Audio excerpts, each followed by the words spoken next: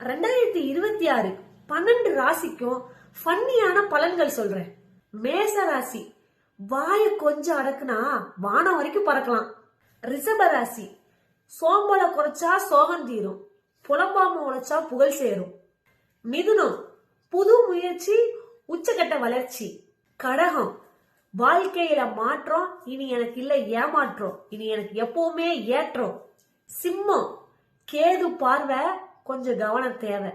கன்னி, முயற்சி முயற்சி முயற்சி முயற்சி பண்ணிட்டே இருங்க, ஒரு நாள் பாராட்டு கிடைக்கும்.